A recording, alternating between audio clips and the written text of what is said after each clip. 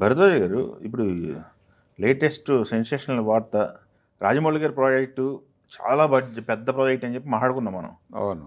But ఇంత పెద్ద project అనేది ఎవరు ఊహించి ఉండరు. ఇది 120 దేశాల్లో రిలీజ్ అంట, 20 లాంగ్వేజెస్ అని చెప్పేసి.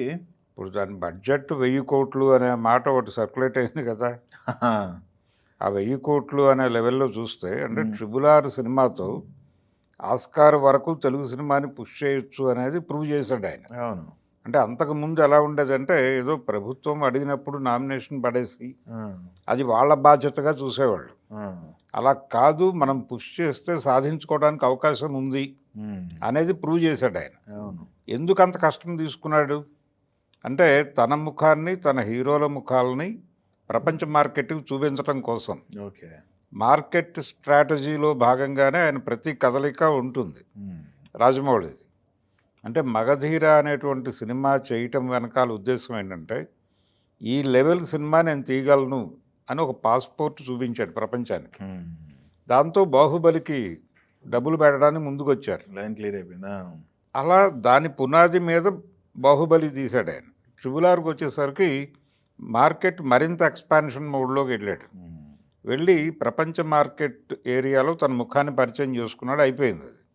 ఇప్పుడు ఈ సినిమా ఇప్పటివరకు తెలుగు సినిమాలు ప్రపంచ మార్కెట్కి వెళ్ళటం అంటే లోకల్ లాంగ్వేజ్లో రిలీజ్ అవటంగానే చూస్తున్నాం మనం. అలా కాదు ఇది. ఇప్పుడు జపాన్లో రిలీజ్ అయ్యేటువంటి సినిమా జపనీస్లో ఉంటుంది, ఫ్రెంచ్లో రిలీజ్ అయ్యేది, ఫ్రాన్స్లో రిలీజ్ అయ్యేది ఫ్రెంచ్ లాంగ్వేజ్లో ఉంటుంది, స్పెయిన్లో రిలీజ్ అయ్యేది స్పానిష్లో ఉంటుంది.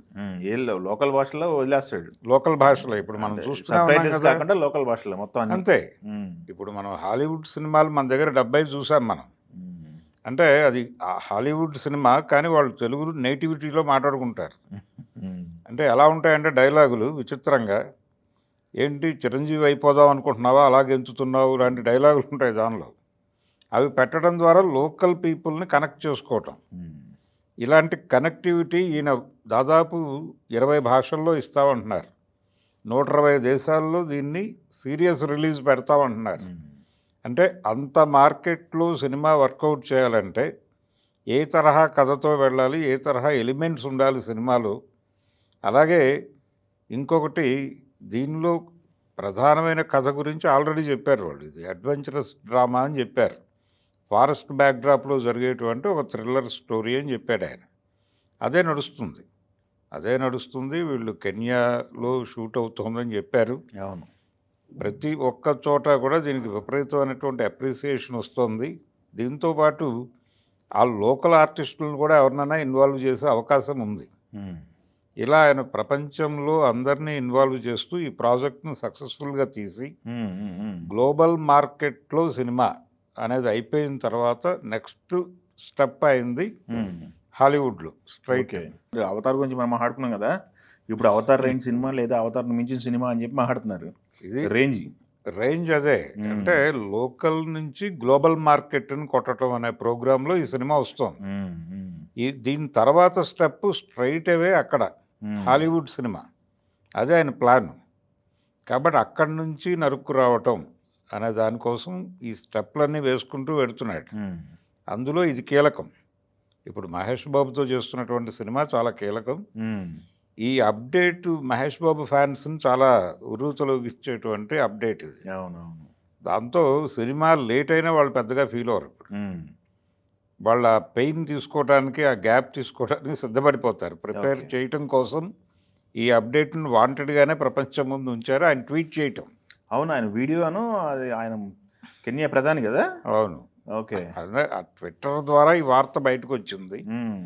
ఇదంతా కూడా సినిమాని పుష్ చేయడంతో పాటు తెలుగు ప్రాంతాల్లో మహేష్ బాబు అభిమానులకి ఒక బిగ్ రేంజ్ సినిమాలో మహేష్ బాబు ఈ లెవెల్లో రాబోతున్నాడని చెప్పడం. అంటే ఇంగ్లీష్ లాంగ్వేజ్లో తెలుగు సినిమా తీసుకెళ్ళటం అనేది పద్మాలయ్యకి కొత్త కాదు. గతంలో వాళ్ళు మోసగాళ్ళకు మోసగాడు అనే సినిమాని ట్రెజర్ హంట్ అనే పేరుతో ఇంగ్లీష్లో రిలీజ్ చేశారు.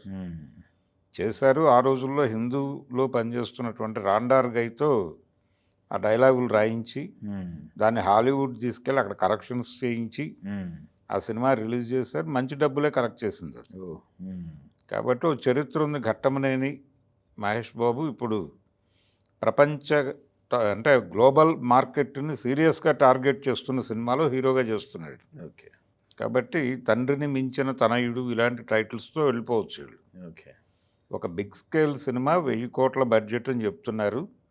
వసూళ్ల పరంగా కూడా అది చాలా బిగ్ నెంబర్ క్రియేట్ చేస్తుంది. ఎస్. ఇప్పుడు అది తెలుగు హీరోలందరికీ ఒక ప్రోగ్రామ్ అవుతుంది. మళ్ళీ టార్గెట్. తెలుగు డైరెక్టర్లు అందరికీ టార్గెట్ ఫిక్స్ అవుతుంది. ఇక మళ్ళీ పరుగు పందెమే. ఓకే.